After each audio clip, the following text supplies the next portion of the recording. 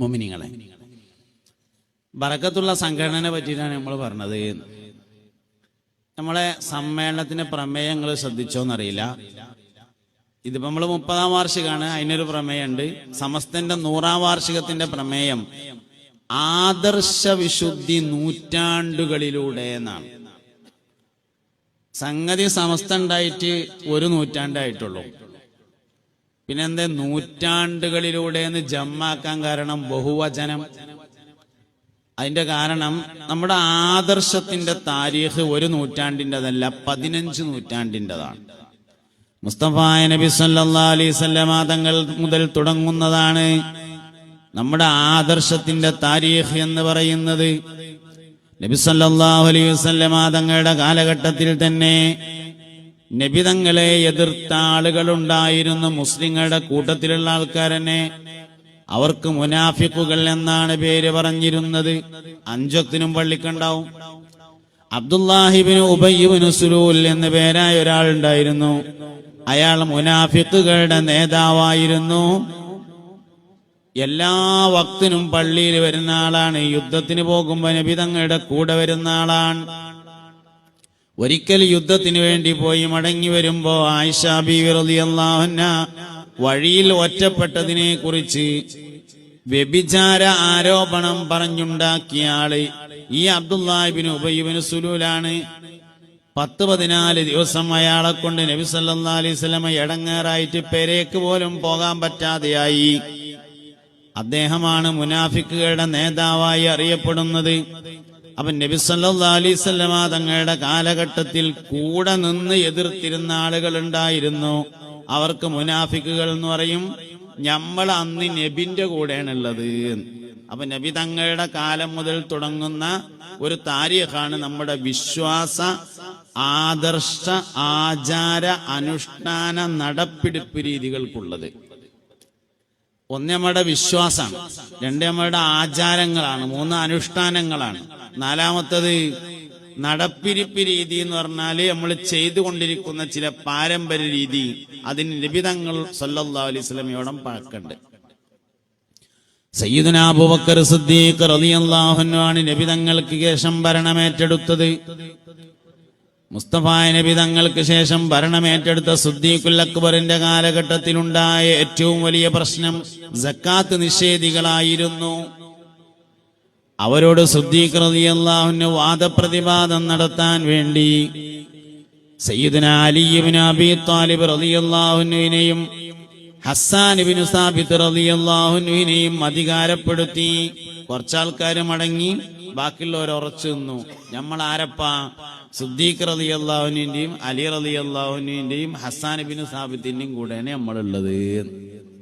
അതിനാണ് അന്നത്തെ ഇസ്തിഖാമന്റെ ആൾക്കാർ എന്ന് പറയാം. സംഘടനക്ക് 100 കൊല്ലത്തെ താരീഖാണ്, സംഘടനയുടെ പ്രവർത്തനത്തിന് 100 കൊല്ലത്തെ താരീഖല്ല ഉള്ളത്. സംഘടനയുടെ ആദർശത്തിന് 100 വർഷത്തേതല്ല, സമസ്തയുടെ ആശയത്തിന് 100 വർഷത്തേതല്ല, അത് 15 നൂറ്റാണ്ടിന്റെ താരീഖാണ്. അതുകൊണ്ടാണ് ആദർശ വിശുദ്ധി നൂറ്റാണ്ടിലൂടെ എന്ന് പറയാതെ നൂറ്റാണ്ടുകളിലൂടെ എന്ന് ജം ആക്കിയത്. ഉമർ റളിയല്ലാഹു അൻഹുവിന്റെ കാലം വന്നു, നേരിയ അഭിപ്രായ വ്യത്യാസങ്ങളൊക്കെ ഉണ്ട്. ഉസ്മാൻ റളിയല്ലാഹു അൻഹുവിന്റെ കാലഘട്ടത്തിലാണ് അൽ ഫിത്നത്തുൽ കുബ്ര എന്ന് പറയുന്ന ഏറ്റവും വലിയ ഫിത്ന ഉണ്ടായത്. ഇസ്ലാമിക ലോകത്തെ അറിയപ്പെട്ട ഏറ്റവും വലിയ ഫിത്നയാണ് ഉസ്മാൻ റളിയല്ലാഹു അൻഹുവിന്റെ കാലഘട്ടത്തിൽ ഉണ്ടായത്. ഉസ്മാൻ റളിയല്ലാഹു അൻഹു ഇസ്ലാമിക രാഷ്ട്രങ്ങളുടെ വ്യത്യസ്തമായ ഭാഗങ്ങളിലേക്ക് നിയോഗിച്ചിരുന്ന ഗവർണർമാരുടെ പേരിൽ ജൂതന്മാർ കൊണ്ടുവന്ന അഴിമതി ആരോപണത്തെ ചില മുസ്ലിങ്ങൾ വിശ്വസിച്ചു. ഉസ്മാൻ റളിയല്ലാഹു അൻഹുവിന്റെ കാലത്ത് ഇസ്ലാമിക ലോകത്തിന്റെ അതിർത്തി കുറെ വ്യാപിച്ചിരുന്നു. അതുകൊണ്ട് തന്നെ എല്ലാ ഭാഗങ്ങളിലും അസിസ്റ്റന്റുമാരെ നിയമിച്ചു, ഗവർണർമാർ.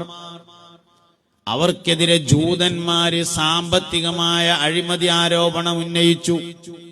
അത് ശരിയാണെന്ന് വിശ്വസിച്ച ചില മുസ്ലിങ്ങളും അവരുടെ കൂടെ കൂടി. അതിൽ പ്രധാനമായി ഉണ്ടായിരുന്നത് പട്ടാളക്കാരായിരുന്നു. ഉസ്മാൻ റളിയല്ലാഹു അൻഹുവിന്റെ പട്ടാളക്കാര് 2 വിഭാഗമായി. പട്ടാളക്കാരിൽ നിന്ന് ഒരു വിഭാഗം ഉസ്മാൻ റളിയല്ലാഹു അൻഹുവിന്റേത് പോലെ ഒരു എഴുത്തുണ്ടാക്കി എല്ലാവരും മദീനയിലേക്ക് വരണമെന്ന് കത്തയച്ചു. ഉസ്മാൻ റളിയല്ലാഹു അൻഹു അയക്കുന്നത് പോലെ മദീനക്കാരിലെ മുഴുവനായും പട്ടാളക്കാര് മുഴുവനും മദീനയിൽ വരുമ്പോ ചെറിയ എന്തെങ്കിലും ഒരു പ്രശ്നം ഉണ്ടാക്കുക, ആ പ്രശ്നം ഉണ്ടാക്കിയിട്ട് ഒന്നിച്ച് അടിച്ച് പിരിയ എന്നതായിരുന്നു പദ്ധതി. ഉസ്മാൻ റളിയല്ലാഹു അൻഹുവിന്റെ അടുത്ത് ഗവർണർമാരെ മാറ്റണമെന്ന് ആവശ്യപ്പെട്ടുകൊണ്ട് ആൾക്കാർ വന്നു. ഉസ്മാൻ റളിയല്ലാഹു അൻഹു പറഞ്ഞു, ഗവർണർമാരെ മാറ്റുന്നതിന്റെ മുമ്പ് ആരോപണങ്ങളുടെ സത്യാവസ്ഥ അറിയണം, അത് പരിശോധിക്കണം, കുറ്റാരോപിതരായ ആളുകളെ വിചാരണ നടത്തണം, അതിനുശേഷമേ തീരുമാനമെടുക്കുള്ളൂ എന്ന് പറഞ്ഞു ഉസ്മാൻ റളിയല്ലാഹു അൻഹു. വന്ന ആൾക്കാർ പറഞ്ഞു, ഇനി ചോദിക്കാനൊന്നുമില്ല, ഞങ്ങൾ ചോദിച്ചിട്ട് തന്നെയാണ് വരുന്നത് എന്ന് പറഞ്ഞു. ഉസ്മാൻ റളിയല്ലാഹു അൻഹു പറഞ്ഞു, പറ്റൂല, എനിക്കെന്നെ ചോദിക്കണം, ചോദിച്ചിട്ട് കുറ്റം ആരോപിക്കപ്പെട്ട കുറ്റം തെളിയാണെങ്കിൽ തീരുമാനം എടുക്കാന്ന് പറഞ്ഞു. വന്ന ആൾക്കാർ പറഞ്ഞു, അതൊന്നും പറ്റൂല, ഇപ്പൊ തന്നെ തീരുമാനമാണ്, അല്ലെങ്കിൽ ജനബോഡി നടക്കാൻ അയക്കൂല എന്ന് പറഞ്ഞു. നമ്മളാരപ്പ? ഉസ്മാൻ റളിയല്ലാഹുവിന്റെ ഒപ്പം സമസ്തക്കാര്. സമസ്തയുടെ സംഘടനക്കാണ് 100 കൊല്ലം, സമസ്തയുടെ ആദർശത്തിനും ആശയത്തിനും 100 കൊല്ലം അല്ല, അത് 15 നൂറ്റാണ്ടാണ്. അലി റളിയല്ലാഹുവിന്റെ കാലം വന്നു. ബഹുമാനപ്പെട്ട ഹസനുൽ ബസരി റളിയല്ലാഹു അൻഹു സയ്യിദുത് താബിഈൻ മഹാനവറുകളുടെ കാലം വന്നു.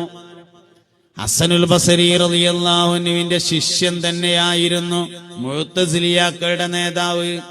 പിഴച്ച വിശ്വാസക്കാർ, മുജസ്സിമത്തിന്റെ അനന്തരാവകാശികൾ, അള്ളാഹ്ക്ക് തടിയുണ്ട് എന്ന് വാദിക്കുന്ന ആൾക്കാര്. ബഹുമാനപ്പെട്ട സയ്യിദുന ഹസനുൽ ബസരി റളിയല്ലാഹു അൻഹു ശിഷ്യനെ എതിർത്തു. ശിഷ്യനെ ദർസിൽ നിന്നൊഴിവാക്കി, നമ്മളെ തൊട്ട് ഒഴിവായി പോകണമെന്ന് നിർദ്ദേശിച്ചു. അതാണ് അവർക്ക് മുഅ്തസിലിയാക്കൾ എന്ന് പേരുണ്ടാവാൻ കാരണം. അതിന്റെ ഒപ്പം ആൾക്കാരൊക്കെ ഉണ്ടായിരുന്നു. സമസ്തക്കാരാരപ്പാന്ന് ചോദിച്ചാൽ ഹസനുൽ ബസരിന്റെ ഒപ്പാണ് അന്ന് നിന്നത്.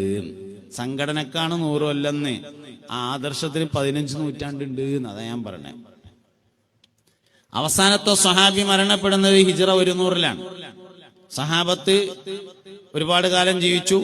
ഹിജ്റ 100-ൽ അവസാനത്തെ സ്വഹാബി മരിച്ചോടുകൂടി സഹാബത്തിന്റെ കാലഘട്ടം കഴിഞ്ഞു. താബികളുടെ കാലഘട്ടമാണ് പിന്നീടുള്ളത് 100 കൊല്ലം. താബികളുടെ കാലഘട്ടത്തിൽ നമ്മൾ താബിങ്ങളുടെ കൂടെയാണ്.